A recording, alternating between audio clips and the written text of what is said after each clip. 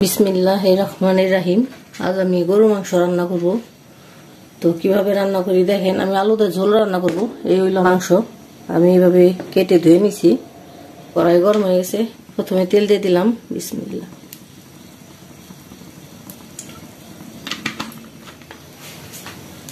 তেজপাতা দিলাম 3টা। অল্প কটা জিরা দিয়ে দিলাম।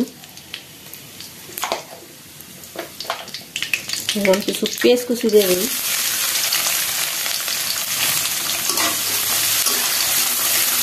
আবার পেঁয়াজটা বাদামি কালার হইলে তারপর আমি মাংসটা দিব। আলহামদুলিল্লাহ পেঁয়াজ বাদামি কালার হয়ে গেছে। ক্যামেরায় হয়তো এত বোঝা যাইতেছে না, কিন্তু বাদামি কালার হয়ে গেছে। সামান্য একটু সাদা সাদা আছে। তো এখানে আমি কিছু দারচিনি এলাচ দিয়ে দিলাম।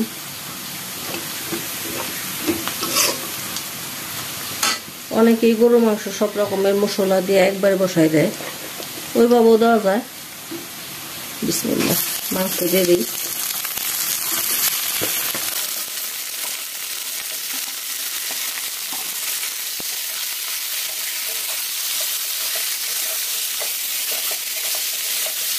আমি 1.5 চামচ লবণ দিয়ে দিলাম।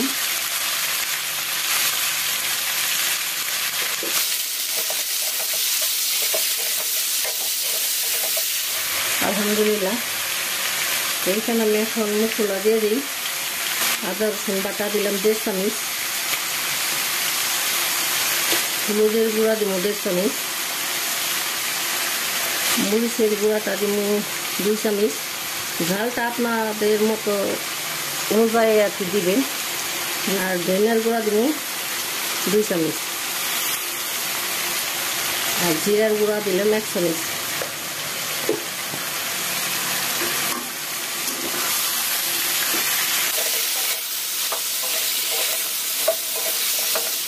সামান্য একটু পানি দিয়ে দিই।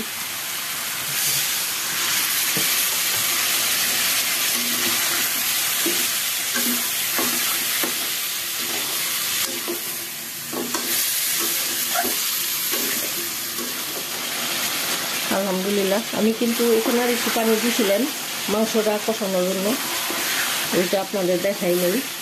শুধু পানি দিয়েছিলাম। প্রথমে যে একটু পানি দিয়েছি, একটু পানি হইতো না কষানো, যে কারণে আমি আবার একটু পানি দিয়েছিলাম।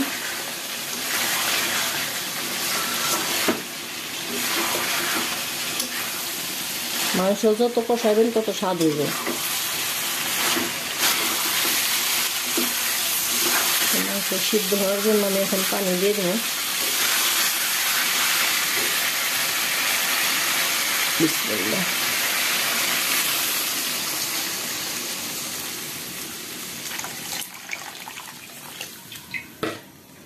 গরুর মাংস তো গলতে অনেক সময় লাগবে, যে কারণে পানি একবারই বেশি করে দিয়ে রাখলাম। এখন চুলা মিডিয়াম আঁচে দিয়ে ঢেকে রাখি।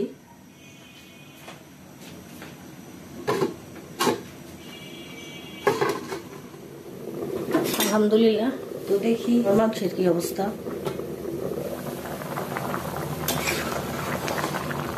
আলহামদুলিল্লাহ অনেক পানি আছে।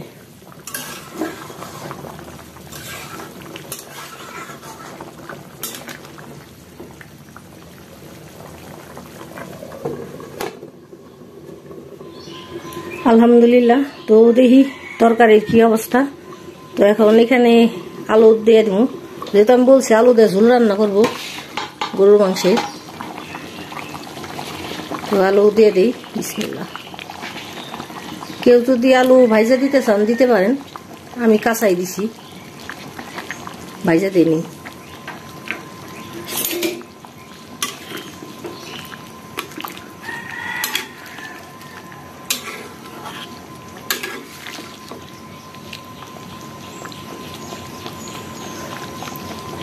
তো আবার ঢাইকে দেই।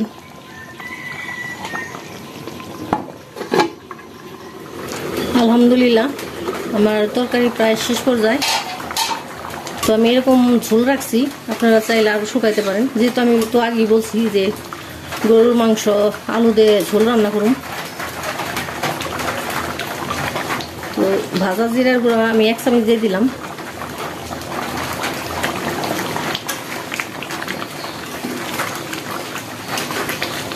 গরুর মাংসের তরকারি রান্না করা শেষ।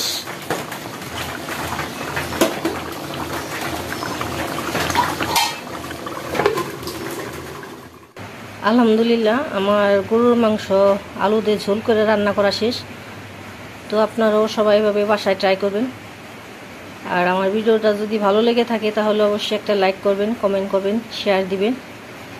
আর যারা এতক্ষণ আমার ভিডিওটা দেখলেন তাদেরকে অসংখ্য ধন্যবাদ। আল্লাহ হাফেজ।